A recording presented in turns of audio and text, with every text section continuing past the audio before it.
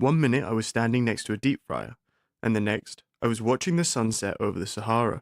I realized that one thing led directly to the other. Had I not taken a dead-end dishwashing job, I would have never become a cook. Had I not become a cook, I would have never become a chef. Had I not become a chef, I wouldn't have been able to fuck up so spectacularly. Had I not known what it was like to really fuck up, that obnoxious but wildly successful memoir I wrote wouldn't have been half as interesting. And I'm not going to tell you here how to live your life. I'm just saying, I guess, that I got very lucky. And this is a quote from Anthony Bourdain at the start of a documentary that I watched about him, and I'll tell you all about that shortly. Anthony Bourdain is, of course, a famous chef, writer, and TV host, producer. He's a multidisciplined, multi-talented artist. I'm very excited about today's episode. I actually spent much of the lockdowns back in 2020 watching episodes of Parts Unknown, which is one of Anthony Bourdain's TV shows. And I remember watching it with my brother. We watched episodes like Sicily, Cuba, Okinawa, Congo even. You can imagine during a time like the lockdowns in 2020 when travel was inaccessible to us, having Anthony Bourdain as a guide to the adventures, the food, culture, and, the human condition that can be experienced when traveling the world was deeply enriching. A bit of escapism, sure, but very meaningful. And those episodes really have stayed with me because they were my form of travel at that time. Anthony Bourdain has a childhood friend called Jeff Formosa who says that was his talent. He made everything sound better than it really was. He made you want to be there. Who was Anthony Bourdain? I mean, obviously he's a cook, turned writer, turned TV host and producer. But when I studied him for this episode, I realized he's a very complicated artist. I actually spent much of my preparation time for this podcast feeling quite conflicted even. Was he cool? Was he authentic? How was he able to sound so profound about reality? Or perhaps was he actually disillusioned by at least his version of it? But in delving deep into his life and work through two interesting vehicles, I found some truly fascinating insights for us to take away and allow to inspire us on our artistic journey. And those two vehicles are a unique book by Laurie Woolever called Bourdain in Stories, which is not actually a biography. Usually I would read a biography for these, but this is actually a collection of thoughts from almost 100 of those who knew him best. And this was all collected by Anthony Bourdain's longtime assistant. She only really is featured in the introduction to the book, but the rest of the book is just literally conversations pulled from the interviews that she conducted with these 100 people or so. And it's a fantastic format. I really enjoyed it because although it's quite hard to trace where you are at some points in his story, it's amazing to read so many different perspectives and to see the conflicting nature of some people remembering an event going one way, some people remembering it another way. But it's a fantastic method of learning about an artist because you get so many perspectives. So I hope to find and come across a similar format with other artists who have books written about them. Alongside that, this other vehicle that I used was actually this incredible documentary called Roadrunner, a film about Anthony Bourdain. And it was made by the filmmaker Morgan Neville, who I also recommend looking into his work. He has some fantastic documentaries, but I remember watching Roadrunner a few years ago when it came out, and it really hits deeply. It's a very interesting documentary that explores different parts and highlights of Anthony Bourdain's life, but the combination of both the documentary and the book, Bourdain in Stories, really made for fantastic research period. So in this special episode of Icons, which of course is a podcast where we look at the process and philosophy behind the works by the greatest artistic masters, we're going to cover the insights derived from the artistic label Bourdain might have given himself if he was braver. We'll also cover his work ethic, how his heroes inspired his adventure-filled lifestyle, his TV career and the creative freedom that he found in it, his requirement for the best quality of art. I can't wait to get into this particular subject. And we'll finish on the complicated nature of his view on reality. So let's get into how Anthony Bourdain crafted his art, for which there is a lot. And as always, all the art I mentioned throughout the episode is actually listed in the description. So there's no need to frantically Google everything that I mention as you listen. Just sit back, listen, and afterwards you can scroll the description in order to find each piece of art that I reference. Whenever I talk about Anthony Bourdain to people, they mostly either know him as a travel show host or as a chef. But when you discover, as I did, that throughout his artistic career, he wrote 13 books and, not all nonfiction at that, you start to see that perhaps what he saw himself as, at first at least, was really a writer. And immediately I want to go to a Patrick Radden Keefe quote. Patrick Radden Keefe was actually a New Yorker writer who profiled Tony in 2017. And he said, when Tony talked about his early days as a writer, one of the big questions in my mind was, you hear this story that Tony has told a million times. All he ever wanted to be is a chef. He worked his way through kitchens. He's got a crew that collects around him. They're total badasses. Their biggest ambition is to work on one perfect brunch shift. But he made it sound as though he wasn't hustling all that time to get out of the kitchen. I didn't buy it instinctively. What I wondered was, were you a frustrated writer all that time? And he basically said he wasn't. So I went then to NYU to find the archives of Between C and D, the downtown zine that he wrote for.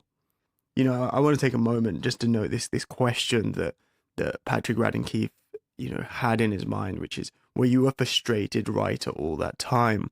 And it's a theme that I want to kind of explore here because it really did seem that perhaps Anthony Bourdain, of course, was a chef. He worked in kitchens, but really perhaps was this a mask for his true ambitions, even something to fall back on and say, I wasn't really trying to be a writer. I was always wanting to be a chef or a cook. That's a question that's posed by Patrick Radden Keefe here and something I think was worth further exploring. So I found a continuation of this quote, which says, there's all these letters from young Tony to Joel Rose, where he's so fucking hungry. I've gotten these emails from people. I used to write these emails myself. It's the young writer who is trying to sound brash and casual, but is actually super needy and wants affirmation. Playing it cool, but hitting the jokes a little too hard. And it's all those things that I didn't associate with Tony, but he was that guy. Joel Rose actually is someone I wanted to look into, and the book beautifully provided me with lots of examples from him because he was this friend of Tony's when Tony was younger and was aspiring to be a writer. There's a great quote here by Joel Rose who says, I don't want to say that he looked up to me, but he trusted me. He talked a lot about his insecurities as a writer. Can I do this? Do I have anything to say? While he had insecurities about his writing, he was a good writer right from the start. He had a voice that he could access. And, when you read Anthony Bourdain's first nonfiction book, Kitchen Confidential, you never really read the words of a first-time writer. This is a man who fills his work with words that you assume come from a rich history of writing. I'm actually drawn to a quote here by Helen Lang, who was a college friend of Tony's. And, just keep in mind that throughout this podcast, more unusually, there's going to be a huge variety of people from whom I quote. And unless I'm really emphasizing the person, don't feel that you need to be keeping track of everyone that I've mentioned here because it's really about the overall profile that we create about Tony. This is the person we're exploring ultimately. But Helen Lang, the college friend of Tony, said he worked really hard. It takes a lot of determination to wake up early in the morning and write, and then go to a job in the kitchen and come home at God knows what hour and get up the next morning and do it again. He was a fiend. One time he said about his disciplined writing regimen, such was my lust to see my name in print. He threw himself into his work in a manner that I found astonishing. By the way, I absolutely love this word, fiend, to describe someone's work ethic. What a great way to describe it. A kind of primal energy, fiend-like energy. I love that. I want to make a side note here that whilst I did open the previous episode of Icons on Hayao Miyazaki, the animator, by touching on his infamous work ethic, that's episode 2, by the way, I feel I didn't spend enough time really talking about how ingrained and important that quality was. And it's really true of Anthony Bourdain as well here. I would almost say that you can't really be prolific without it. It seems that for some people, it's like this constant force that can't be stopped, and it's almost like it doesn't matter what they work on at any particular time because they're always in motion. Like Tony working in the kitchens, he's always in motion and moving towards becoming a writer. And given enough time, they're bound to discover their work because of that intensity that they put behind what they do. I think that's true of all artists. And Immediately I'm drawn to a quote by Jay-Z that I absolutely love where he says, "Put me anywhere on God's green earth, I'll triple my worth." He's perhaps talking about it from the consumerist lens, but at least you can understand that this is the intention to say, work ethic will help me find the thing that is important and meaningful, no matter where you put me on God's green earth. I also, just to kind of back up this point about Tony, I think of this clip in the documentary that shows Tony in the morning and what looks like his PJs, I imagine, and he's not even dressed yet. He's lighting a cigarette and he's pointing over towards his desk, and he talks about doing exactly this every day. He'd roll out of bed, light a cigarette, and he'd start writing right away before he's even brushed his teeth. And the learning we can kind of take from this right away is that, whatever it is that you love, just start at it in the morning. Get to it. Here I am right now recording this podcast early in the morning for exactly that reason. I'm trying to emulate at least Anthony Bourdain's ability to just get right at it straight away. And I think that this vehicle of work ethic was something that others around him recognized as well. The owner of Les Hales, Philippe Lajani, who is someone who features a lot, and I really loved a lot of his perspectives. So he is someone to remember. So he was the owner of Les Hales, which is one of the kitchens that Tony worked in and actually was working in at the time that Kitchen Confidential, his book, came out. But he notes after the release of that book that, Tony was always behind on his rent, living paycheck to paycheck. So when there was this opportunity, he was ready. I love that point there. He was not just that he was living paycheck to paycheck, but I think this also hints to what that drove in him, the desire to be ready at all times, be writing all times. And I think this really contributed to his success as an artist. Now, if you didn't know much about Anthony Bourdain's history of writing, I bet you didn't know that Tony was also originally a fiction writer. I think very few people know this about him. And actually, his first two published books were detective novels, which pulled from what he knew and were set against the restaurant backdrop. So again, you can imagine this is while he's working in the kitchens, and he actually wrote two novels in that time, and they were Bone in the Throat and Gone Bamboo. We'll later learn that the lifestyle of the detective in the novels was likely what he was drawn to when he was writing these, but we'll come back to that idea, at least about his lifestyle and so on. But I love there's this episode of Parts Unknown that features in Cuba. Tony actually spends time with this writer of a detective series called Leonardo Padura. And, it's a fantastic moment where you can see Tony's excitement. He never actually mentions that he wrote two detective books and actually some detective comics as well later based on those books in his life. He never mentions those, but you can see the excitement as he's with someone who does it professionally for a living, pulls from Cuba as a resource in order to tell great stories. It's a lovely moment there. There are these two brothers called the Stone brothers, Webb Stone and Rob Stone, I believe, who were kind of these pitching and writing partners. And, they were actually the ones that tried to pitch Tony to move from fiction into non-fiction. I've got a great quote here from Webb Stone who says, "You're missing where the gold is. The gold is the stuff you think is throwaway, that you're indenting and you're putting in freaking italics. That's where you are." And again, there's this great insight here about removing the filters between the audience and your unique edge. Rob Stone and Webb Stone recognized that Tony's unique edge was his voice, his authentic voice. And it's something we've come to know so dearly through his TV shows and obviously his nonfiction work. But, at the time he was only writing fiction. So to recognize that in him when he was only writing fiction is firstly amazing from the part of Webb Stone and Rob Stone. But, there's a real lesson here, and that you may find for yourself even that your art is actually a step away from your own unique edge, your own voice.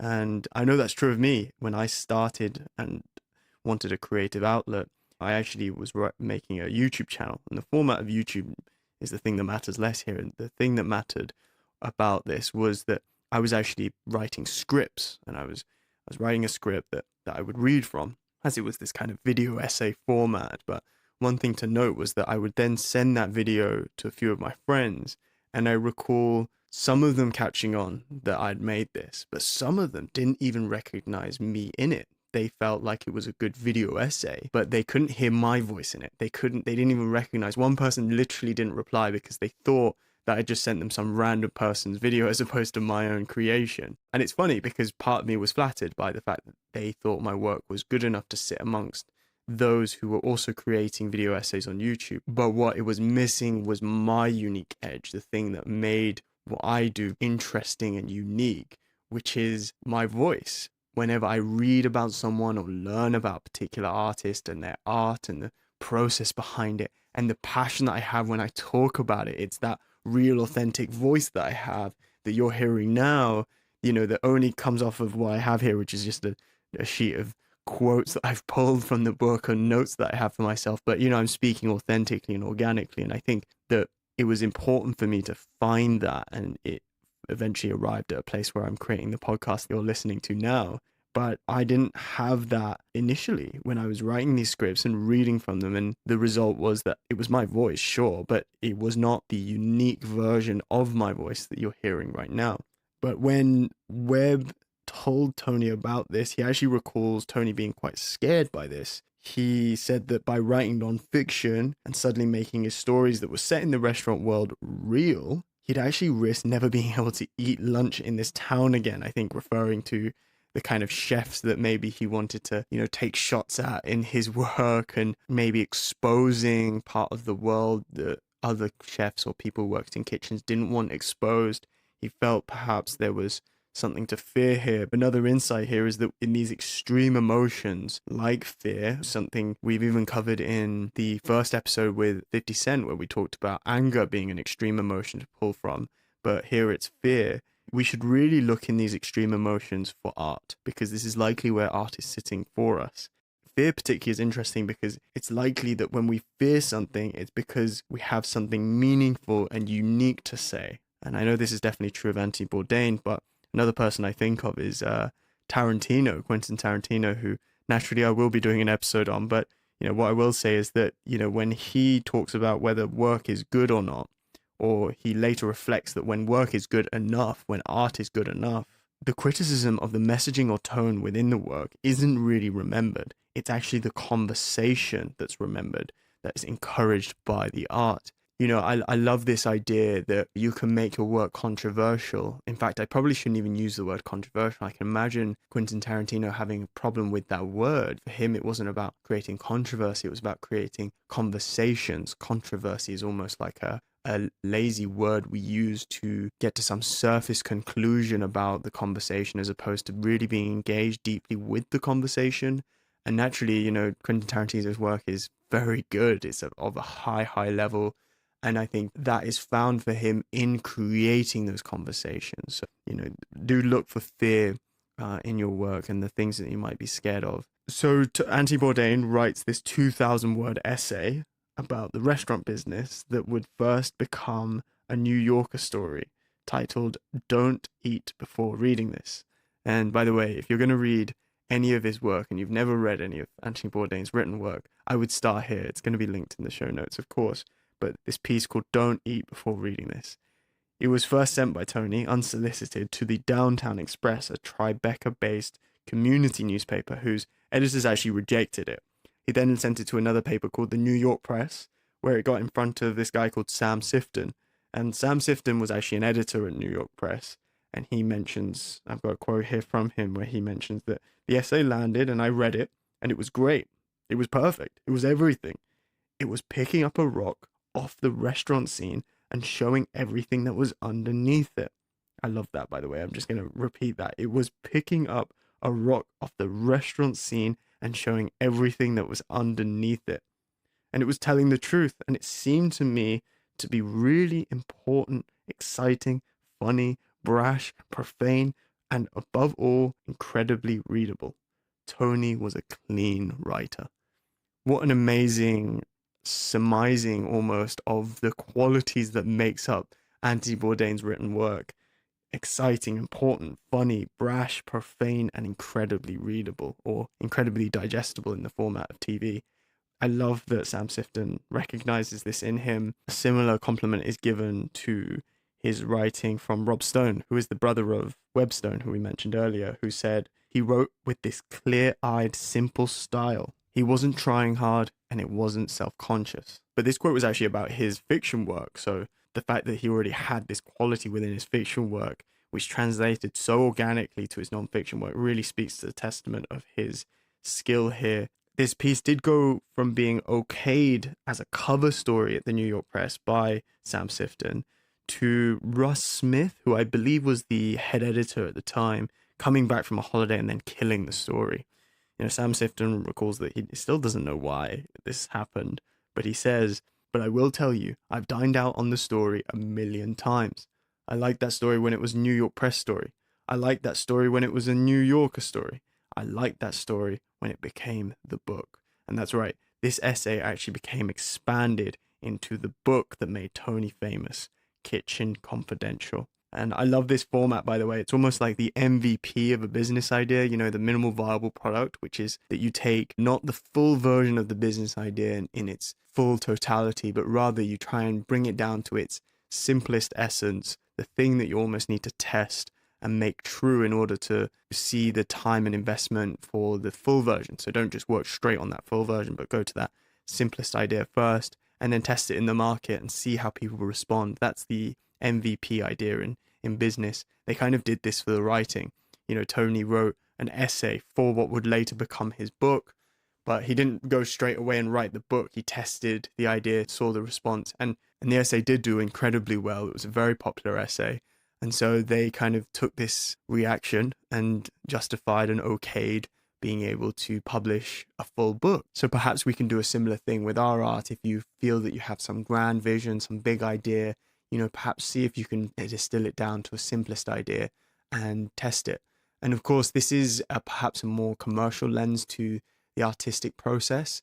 I'm not saying that this is the only way to do it, at least in its mass appealed nature when it comes to creating art. So, with all these insights that I cover in Icons, don't feel that you have to apply all of them to your work.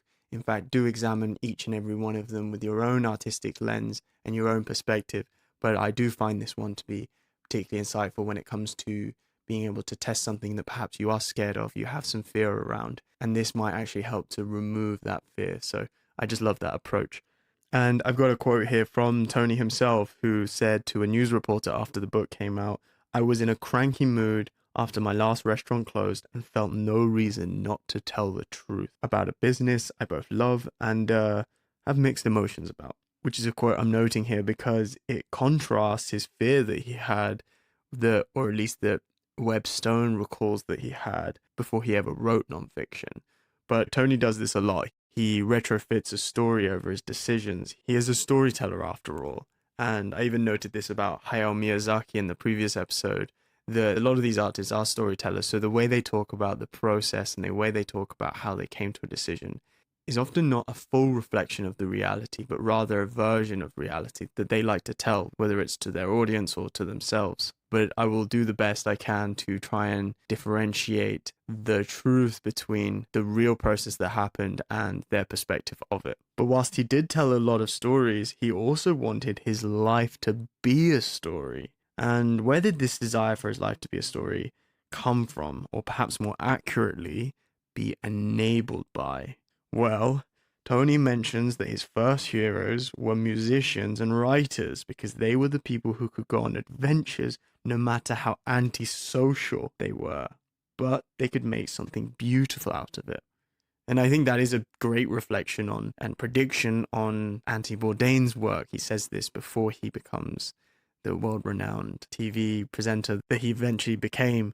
But I think you can see that musicians and writers, what's interesting about them to him is that they could have these really messy lives and yet everything would become a story. Perhaps even Anthony Bourdain's own journey of becoming a chef, working in kitchens, was likely also a means for him to gather stories for himself in order to be able to write from. So really, he probably was a frustrated writer. As the New York Profiler first mentions, perhaps he really was this frustrated writer, but he placed himself in situations where he could create stories and live adventures.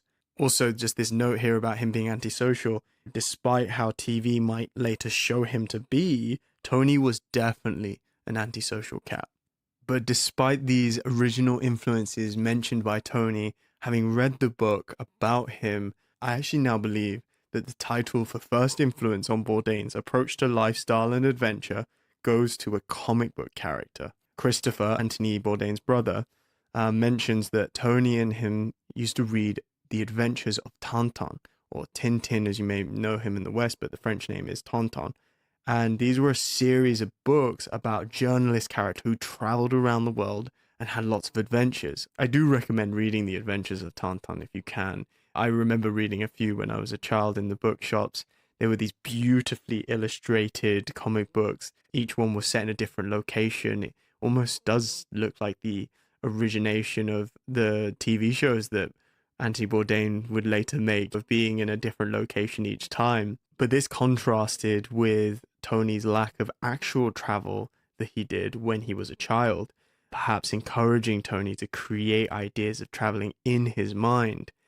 There are two characters here that I'll mention that are worth noting: Lydia Tenaglia and Chris Collins, who were this creative TV partner duo who worked with Tony throughout his TV shows.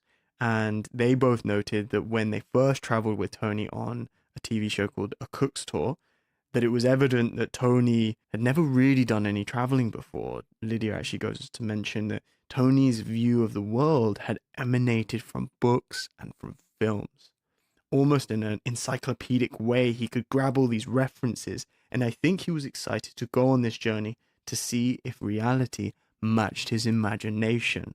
But then Lydia mentions that it was almost like Tony saying, I wanted to check out these places that loom large in my mind from the things I've read and the films I've seen. We will come back to this when talking particularly about his work in TV and how he actually leveraged these references that he stored up in him for his art.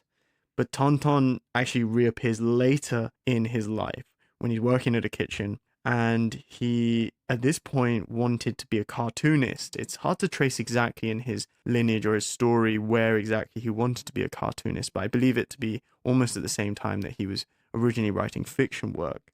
And he was always doing caricatures of people from the kitchens or sometimes in the restaurant, on the walls in the kitchen. And the bathroom at Gianni's was almost like a gallery of portraits of all the staff. A colleague of Anthony Bourdain at Gianni's can be quoted here because he says, because Tony would go into the bathroom to get high probably and to do a cartoon of me spilling soup. Gianni's, by the way, is a large Italian restaurant that Tony ran, and in Kitchen Confidential he actually mentions this, but he refers to it with this pseudonym name of Gino's, I believe. To continue with James Graham, he says he put all of his energy into cartooning. It wasn't until after the time when we were working at La Dolce Vita on 13th Street. At that time, Tony was starting to lose faith in his cartooning. We would look at the Tintin comics together. I remember I found a book of Hergé's work, Hergé obviously being Tintin's creator, and I brought it in and we looked at it together, and Tony said, yeah, this is why I can never make it as a cartoonist. I'm just not this good. I can't compete with this. And whilst there is this separate point to be made here about him internally almost giving up on his dream of cartooning, there is a point to be made here that he held Tintin in high regard, both from an artistic standpoint, but also, more likely, as some kind of model story of how he wanted to live his life. But yeah, I should go back to that idea that he clearly admired people who were incredibly talented, and this is something you can see a lot in his shows and his interviews, but perhaps his admiration turned to an over-romanticization, a theme that unfortunately does plague Tony's thoughts, but he has this over-romanticization of these figures that made them inaccessible to him, like Hergé's work. There's a subtle and important example of this in the Budapest episode of Tony's travel show Parts Unknown, and he's having dinner with a very famous cinematographer from the 70s called Vilmos Zsigmond, and he helped shoot films like Close Encounter of a Third Kind, Deer Hunter, The Long Goodbye. He was prolific and very talented, but, after originally being satisfied by Vilmos's explanation for his cinematic style, there's this dinner setting in this episode where they're talking about his cinematic style, where he uses the term poetic realism. And I'll never forget that, because I think it speaks also to Anthony Bourdain's lens, and why he probably enjoyed listening to that so much is he has this idea of poetic realism, I think, within his work, where the beauty within realism is kind of emphasized and poeticized. So it's shooting realism, but with this poetic lens. I love that. But he is dissatisfied with Villamos revealing later that he did well in school, and he attributed his skills to proper study of mathematics. And I'll read you this conversation they have. Villamos says, "But tell me, what would you like to hear?" And Bourdain quickly responds with, "I was touched by God. I don't know, if you were creating the sublime, I'm looking for the metaphysical answer." But then Villamos answers him very sharply and says, "We learned this.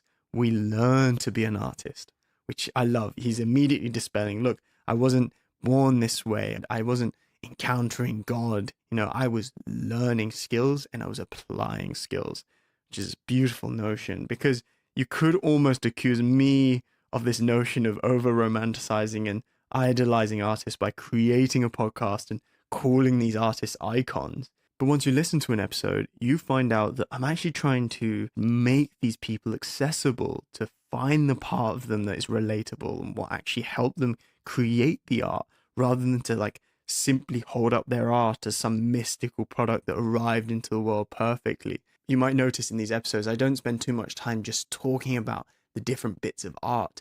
I'm really trying to understand the person behind the art and find the human relatable part of them. And what could make Tony more relatable than his quality of being a nerd? Ultimately, I did have that quote earlier from Lydia Tenaglia, who said he was pulling his worldview from books and films. His brother actually says it was fun being with Tony in these early days in the 1980s. Probably to this day, he was one of the foremost scholars in the United States on the Kennedy assassination. He knew so damn much. He was always reading. Chris actually then talks about his dad, who, like Tony, liked reading biographies and history books and knowing immense amounts of interesting shit. This reminds me of Hayao Miyazaki from episode 2, who was also always reading. And this obsession for him gave him an incredible foundational well from which he could pull from at any time. Joel Rose, that first writer friend that I earlier mentioned, he said he was always so brilliant. He was so sharp. He was a catalogue of stuff that was astonishing. He would just entertain me. I actually immediately think of friends who are like this, and some currently have an untapped brilliance about them. This unique spark that shines whenever they're 4 pages deep into some Wikipedia researching something that almost has no relevance to their profession. And whilst you don't need to monetize that or make it public or make art from it, I do wonder sometimes if the world would be slightly better if more of those people did feel that they could be unapologetic and public about their nerd-like passions. An example of someone who does this well is a friend of mine who has a YouTube channel, and he's so unapologetically nerdy about cars. The channel's actually called Not Economically Viable, and I highly recommend it just to see someone who is really displaying their unique edge. They're really displaying their nerdiness, and his passion just shines. He's given himself the permission to be so authentically this version of himself. And I think it's becoming very successful because of exactly this unfiltered quality. A colleague of Tony's who worked in the kitchen, Hilary Snyder, says that it wasn't exactly clear when I first met Tony, but it did become clear from hanging out with him that he was so much more multidimensional than your average chef. He was just so much broader than that. He had this interest in literature and culture and life in general, but he just embodied that global citizen thing before he had all his stamps on his passport. And the insight here, I think, is to really zoom out and take a larger view of the world. My dad often talks about people who he's drawn to, who are these kind of worldly people, people whose country of origin isn't so obvious because they aren't tied to it, and they're also embodying this larger perspective of the world. And I think of a quote from Baltasar Gracian, who was an Italian writer that I love, who says, "Belie your national defects. No country, even the most civilized, is free from some national failing when neighboring countries will always criticize either for advantage or solace. It's a skillful triumph to conceal these national faults. And an additional insight, of course, is that Tony was able to do this even before he started traveling the world. But once he does start traveling, he has this great quote where he says, "If I'm an advocate of anything, it's to move as far as you can, as much as you can, across oceans or simply across the river. Walk in someone else's shoes or at least eat their food. It's a plus for everyone." And boy, did he travel. But when we look at the beginnings of his travels, we can actually observe the growing of a new spark within Tony. The second location that Tony went to on his first TV show, A Cook's Tour, was actually in Vietnam. And it was here Tony was beginning to get into his groove. The documentary actually presents this moment where you can see Bourdain communicating, directing even, something that he was criticized for not doing well in the first Japan episode, doing this to try and find the perfect scene. And his charm and humor that we kind of later get to see in his later episodes began to show its head. Lydia describes this as a time where the show kind of changed gear. And I want to bring back someone who I said is going to be important, Philippe Lejeune, the owner of Les Hales, the kitchen where Tony worked as an executive chef. He came to Vietnam to join this trip. He actually noted that he saw a happier, less cynical Bourdain to the one that he knew back in the kitchen. The two of them then actually kind of had mutual falling in love with the place. And Philip says he was, in a way, not in paradise, but he was in the world he wanted to be in. I had never seen anyone happy like this except a 4-year-old to whom you give his first bicycle. It was unbelievable, and the whole trip was absolutely magical. I also want to pull a quote from Tony about his thoughts on Vietnam. He says, "I love Vietnam. Maybe it's a pheromonic thing, like when you meet the love of your life for the first time. She just somehow inexplicably smells and feels right. You sense that, given the opportunity, this is the woman you want to spend the rest of your life with." And wow, what a way to describe a place. Philip is actually in the documentary, and he mentions that Apocalypse Now is one of Tony's top 3 movies because it combined Vietnam, the war, and the book The Heart of Darkness, which, as a side note, I love that Philip was such a good friend to Tony that he could actually recount the various reasons why Tony Bourdain loved something.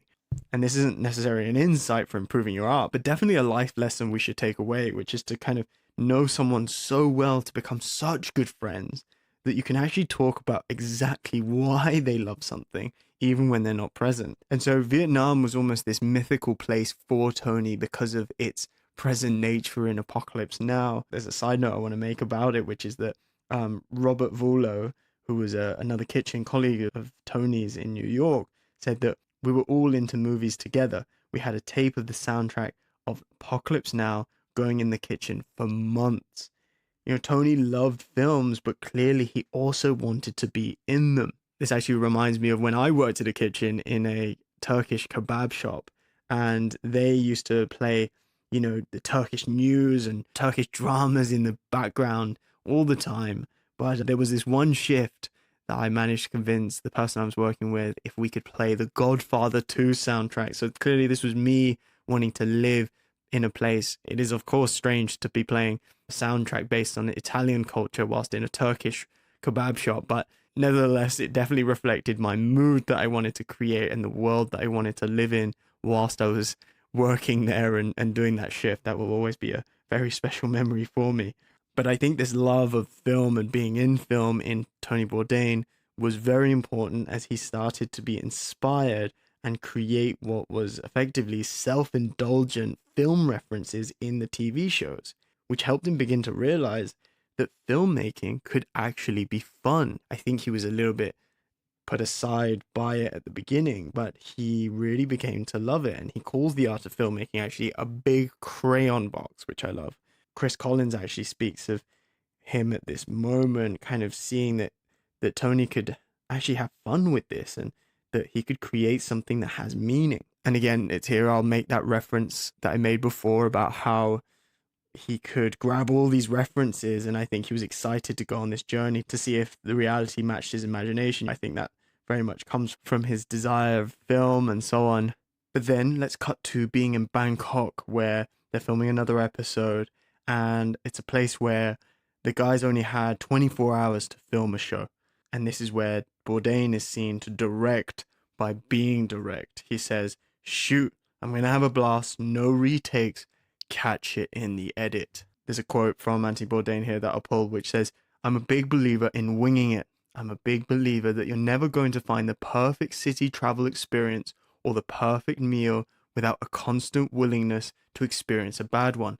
Letting a happy accident happen is what a lot of vacation itineraries miss, I think, and I'm always trying to push people to allow these things to happen rather than to stick to some rigid itinerary. This actually reminds me of Adam McKay, who was the director of The Big Short and the first episode of Succession, who noted that he doesn't like it when things go too well, too close to the script and so on. He says he gets nervous if there hasn't been a happy accident or some improv that can allow for that pleasant surprise in the editing room that you just can't plan for. And so the insight here is definitely to allow yourself to be free of your process sometimes. If you found you've got some routine or some perfect way in order to create your art, loosen up, go the long way round, make mistakes on purpose. Or as Anthony Bourdain says, catch it in the edit.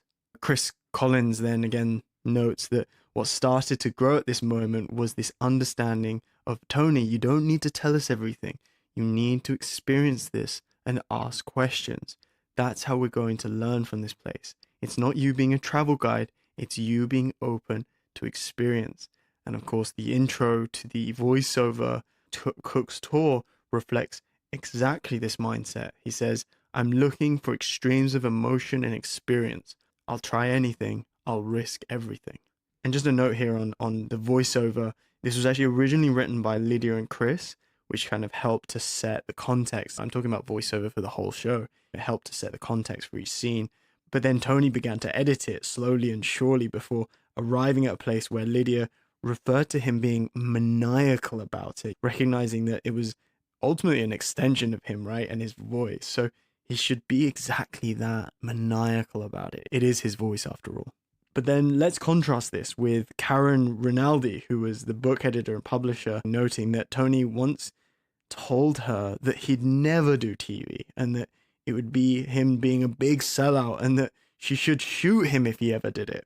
Kim Witherspoon, his literary agent, also notes that prior to Kitchen Confidential, he pretty much thought himself as a non-fiction writer, although we all know that he really wanted to be a fiction writer at the beginning. So there's another insight that's worth noting as a point to be open to new mediums, to stay fluid when choosing an art form, to express your creative perspective. Don't tell yourself, like Tony did, I'm a writer or I'm a chef, because it may stop you from being able to add other titles like TV producer or cartoonist or singer or painter. Tony later says, making TV was becoming creatively satisfying. I wrote the book, A Cook's Tour, and yet continued filming. The tail now wagged the dog. I was hooked on travel, on seeing the world, and on the terms I was seeing it. I was on the road for a better part of 2 years, during which everything in my life changed. I stopped working as a chef, a job whose daily routines have always been the only thing that stood between me and chaos. But it was once Tony started exploring this chaos in his pursuit with TV that a sort of creative freedom and a demanding of the best from people started to arrive in his style. Because once he got into it, once he found what he could create, he didn't want anything less. There's a quote from an editor that he worked with named Mustafa Gagat, who said, so I'd been working on No Reservations for like 2 weeks. No Reservations is the second TV show he worked on after Cook's Tour and before he worked on Parts Unknown. Tony wanted to have a meeting with like everyone who worked in post-production. So we gathered together in this little conference room and he proceeded to tell everyone to ignore the network. He said, completely ignore everything they're saying about music, about story, about shots. Let me deal with it all. I'm going to make the show I want to make across all fronts. Now, naturally, this is a risk. It can sound very dictatorial, and depending on who you're working with, might create real conflicts with people who might even leave. So just keep that in mind. But this did actually end up empowering people like Mustafa. So There is a risk, but there is a possible reward as well, which Mustafa reflects on when he says, everyone is always just trying to make the network happy. That's how production companies stay in business, by making the network happy. For me, it was the beginning of understanding how Tony empowered his team using a kind of military style band of brothers approach. He demanded the ultimate loyalty and he gave it back in return. And this is an excellent insight into how Tony worked. Pat Young, who was the president and GM of the Travel Channel that Bourdain had his TV show on at the time. And Pat Young said he was prepared to piss off everybody. He was going to make sure that we knew what he had to say and let him say it. We agreed with him that there would be no product integration and that he would have to sign off on any sort of correlated marketing propositions. His personal integrity was important to him. We weren't to do anything that was going to compromise that. Immediately here with that structuring of a deal almost, it reminds me of Christopher Nolan, who famously demanded a deal structure recently that gave him total control and an obscene budget for production and marketing. And I think almost 20% of the first dollar gross. But, despite how much he negotiated in terms of royalties, the first part is actually very crucial to making it lucrative. He has to have the total creative control and budget in order for him to see his vision through. People go and see Christopher Nolan's vision, his film, undiluted, and this is really what he was ultimately demanding. And this is exactly what Tony Bourdain was demanding. Pat Young continues in this quote where he says, I think you can get quite cynical in television. You can get in a sort of place where that's good enough. And for Tony, good enough wasn't good enough. He really did raise the game, and that's why the show stood out. But with that creative freedom came Tony's demands for high standards. Nari Kai, who's a producer-director that he worked with, says, whenever I was around Tony, I felt like I had to be on. He made us do our homework, and he always had this grand idea in his mind. But sometimes those demands can come through in these now infamous emails, and I'll give you some examples.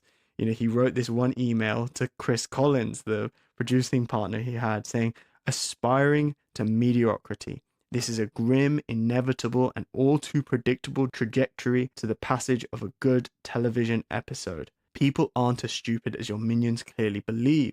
Don't empower these squirrel-balled nerds by letting them get their way. They will then nibble this show to death like hungry ducks. As always, best wishes and respect, Tony, which is a hilarious way to end such an email. And Helen Cho, who was a producer who worked with Chris and Lydia and Tony, said it bothered him if everyone liked the show. He was like, it should create conversation. So, that's his perspective on how to stay away from mediocrity, but also echoes what I was saying earlier from Tarantino's perspective about your art creating conversation. And another email was to the GM of the Travel Channel, Pat Young, who I mentioned earlier, that reads, the new title sequence, which you promised me would be modern, hip, edgy, is in fact dated, trite, and wouldn't have been edgy in 1962. I do not know the ninth circle of hell that the creators of this abomination inhabit, but I feel my enthusiasm for this project draining by the pint. Best, Tony. Did he really mean his best in these? Hard to tell, but Sandy Zerwig, who was a series producer on No Reservations and Parts Unknown, says he was very decisive. He stood by what he believed in. He knew who he was, he knew what he wanted from the show, and he delivered. I wasn't always in 100% agreement with him creatively, but it was clear that he had a vision for it, and that vision reflected who he was, and that this was not the case with most people on television.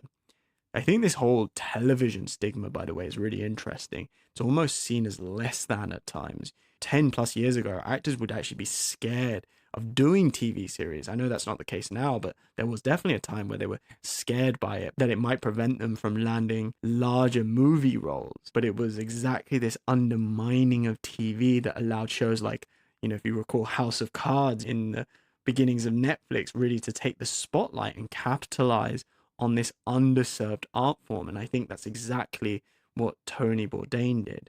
But the big insight here is really to expect the best from your art, and that once you see how good something can get, never to let it fall to mediocrity. This really can't go underappreciated. Tony did this for years. He did it for years and he kept it at this high, consistent quality level.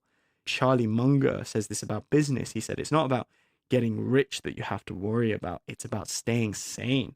Most people get into something because they're excited by it, but then their attention dwindles. They get bored. But Tony held up a high standard across 3 different TV travel shows. So just keep in mind how long he was able to keep this standard high. And here, this is where I'd say that you can't deny that Anthony Bourdain has a lot of incredible traits that helped him make great art. But I think that there are a few that, whilst they did contribute to his art, also had negative consequences on his personal life. And this is what makes studying Anthony Bourdain so interesting and complicated, because firstly, there was that he needed, or he felt he needed, to be his character. Philip Lejeune, who we mentioned earlier, says, after Kitchen Confidential was published, in a very acute way, he tried matching the persona for himself. Now we could hear him screaming in the kitchen, which had never happened. He would throw things in the kitchen, which had never happened. But funny enough, I could tell that this was just a game. In other words, it was not natural. He was trying to scream, but shyly. He was throwing something, but being very careful not to hurt anyone. He was exactly how he described cooks and chefs in the book. But that was not at all who he was. Even the vocabulary kind of changed. He was using stronger words. And throughout this episode, I've not really touched on Anthony Bourdain's drug addiction, but this was a prominent part of his life experiences and lifestyle, particularly when he was a chef. And I hadn't touched on it because this is really about his life as an artist, but Robert Vuolo, the kitchen colleague we mentioned earlier, makes one interesting comment about this in the book, which is he says, Tony, his addictions were always odd to me. I'm going to be somewhat frank here. It felt often part of a persona that he wanted to portray for himself. He sort of constructed this image of himself that he wanted to perpetuate, and it involves this streety kind of edge of the law. I wouldn't say gangster, but he romanticized that kind of lifestyle. Tony was always playing with how he looked to other people. He was very conscious of it. There was this little bit of distance between the things he did and who he was. And it's interesting, right? Because this idea of being conscious of your perception or how people perceive you is a quality of some artists that I really admire. For example, 50 Cent, who was featured in the first episode, had this masterful control over his perception. But the one thing he never did was fall for his own bullshit, if you will. He never fell for the image he was trying to create. He understood that that was an image, but that the real person behind that was another person. It seems that perhaps at times Anthony Bourdain was desperate to be his character, or that he couldn't almost believe that he and his character were separate. He wanted them to be integrated. And unfortunately, the saddest part of this is when, after Kitchen Confidential comes out, he actually begins to completely distance himself from all those whom he called friends before the book. There's almost a whole page in the book dedicated to the accounts of his previous colleagues and friends who felt close to him, but upon Tony becoming famous, wouldn't be able to get a call returned, or in one instance would be expected to carry things for him, as though Tony was now too good to help carry it with them. Tony and Chris Collins actually end up having a huge fight on the first day of shooting a pilot for their new TV show a year after filming had ended on their run of A Cook's Tour. So we're talking about No Reservations here. And the pilot was being filmed in Paris. It was at this point that Tony had what Lydia Tenaglia described as this existential crisis. She actually recalls him saying, "This is all bullshit. I don't know what this is. What am I, a TV personality now?" This is him talking after he'd done many seasons of his first show. And whilst Chris had effectively brought him back from the ledge and said, "Pull it together. Somebody paid for us to be here. You better get your head around this thing," there was still this 45-minute postponement to the filming and production of this brand new show, even though everyone is out on location. An insight might be that, sure, Tony wasn't the most emotionally mature at times. And true, he could have had these thoughts before they collected the check and traveled to Paris and brought along the TV crew. But there was something important in him asking himself who he was going to be in the next experience. He had at this point just divorced with his high school sweetheart, his first wife. And I think that his world was now completely different to what it used to be, and was not one that was consistent or familiar with the one he was in before. He's no longer working as a chef. He was no longer with his wife. He was in a different place. And so no wonder he was having this crisis, right? But I do think of the late Chadwick Boseman, another artist I'd love to cover in this show, who said, for me, it's always been, who am I first? I have to know who I am first to know how to navigate this thing. Because if I'm navigating and I become something that I'm not supposed to become, then I'm in the wrong place, whether I've made it in other people's eyes or not. And this idea that I absolutely love of becoming this person that maybe you're not supposed to be, or being in the wrong person because you didn't ask yourself first who you wanted to be. This reminds me of Friedrich Nietzsche, the philosopher's idea that, the lonely one offers his hand too quickly to whomever he encounters.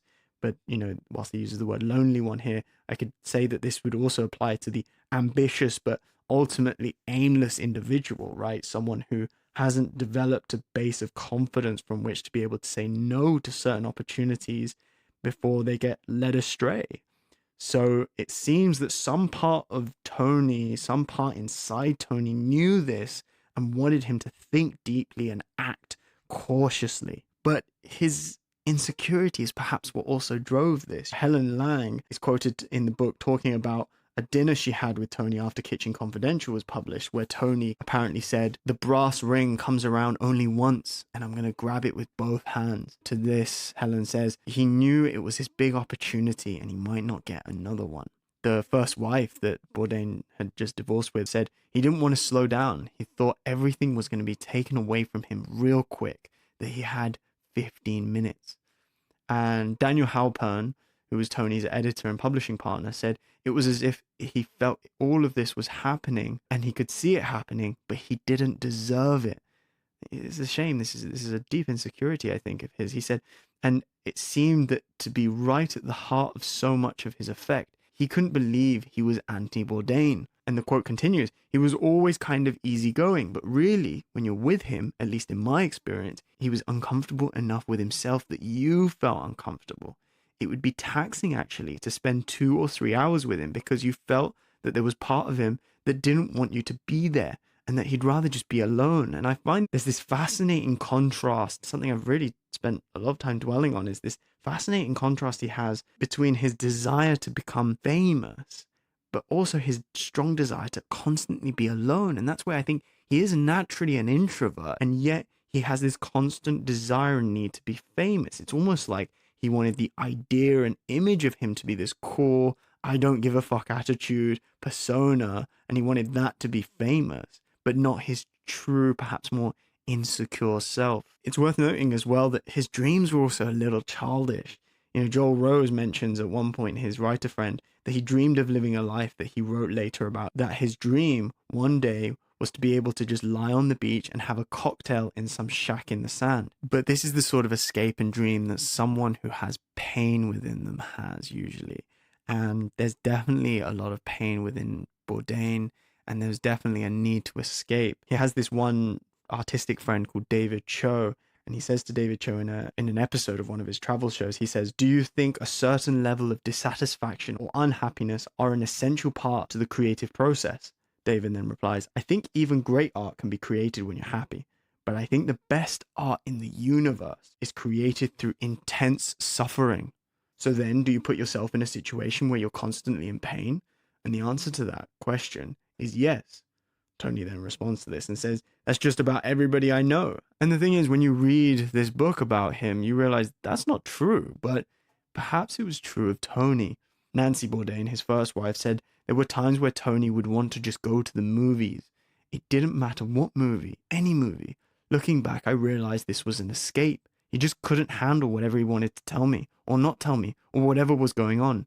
He would go to a movie and really get taken away. And so an insight for us all here is to not let our own art be an escape. Tony's desire to create the kind of beauty that he saw in movies constantly did lead him to creating magnificent art, don't get me wrong. But it did also kind of lead him to believe that his life, which was filled with boring, normal people's stuff, was not good enough. And everything had to be perfect. He had to have this bigger than normal life. And a life that kind of took him away from his family for over 2/3 of a year at times, particularly with his second wife and his child that he had. So, it is something to be conscious of.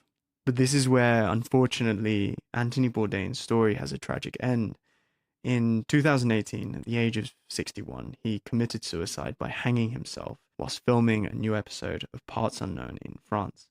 And I'd rather recommend at this point watching the documentary or reading the book to get more about this, as I don't want to speak too much, as this is a podcast about the philosophy and process behind the icon's work rather than just, stories of their lives. But Tony's life is an important cautionary tale, one for us artists to learn from, as it seems to me that his end was actually entwined with his artistic perspective.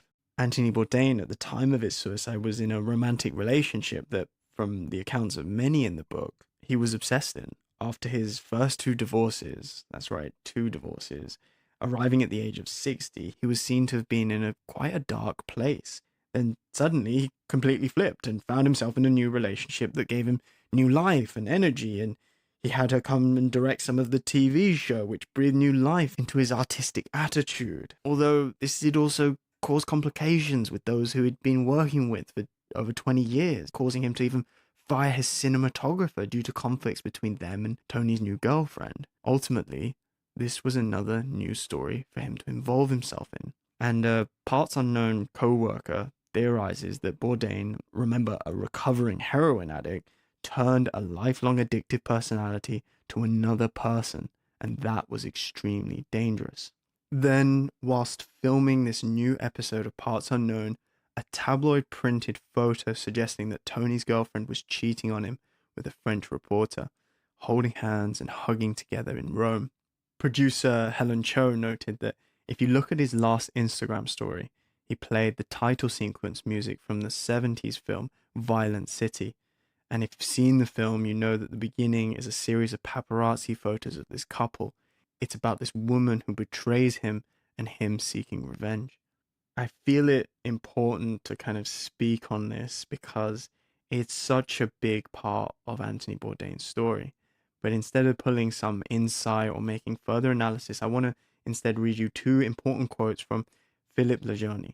I told you he was an important character, but he says, as a close friend of Tony's, when you choose to hang yourself, it's a form of torture, a self-imposed torture. And the second quote from Philippe Lejeune is, he says, I was in Vietnam on a beautiful day. I looked at my phone and there was the news. And that's when I decided to move to Vietnam for good. That was that. It's not even a thought. It was the door opened and I had to go through it and start doing something new. Producer Tom Vitale says at one point how Tony often talked about how in an ideal world he wouldn't be in the show. It would be his point of view, like a camera moving through space without having to see him at all. And you can see a few episodes of Parts Unknown that really show this. Tony almost is lacking in presence as a character, but I think despite his complex nature, Anthony Bourdain is an essential guide for us. His words, his presence, they bring so much energy into everything he creates, from his writing to his TV productions.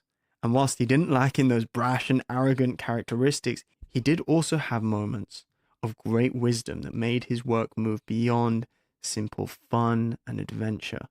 I remember this one episode where, upon visiting a family in Laos who had suffered greatly after the war, Tony said, reflecting on kind of how he can use the shows he creates to place a spotlight on those who are usually hidden from our screens, the least I can do is to see the world with open eyes. People are not statistics.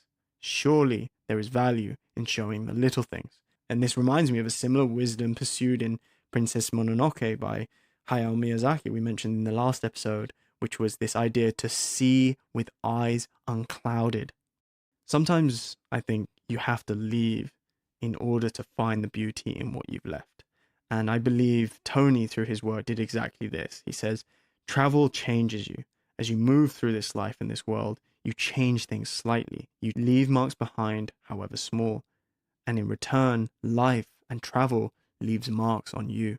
Tony gave us a lot of truth to contemplate. But I'll end this episode with one I hope we can all touch in our lives. He said, to sit alone with a few friends, half drunken under a full moon, you just understand how lucky you are. It's a story you almost by definition can't share.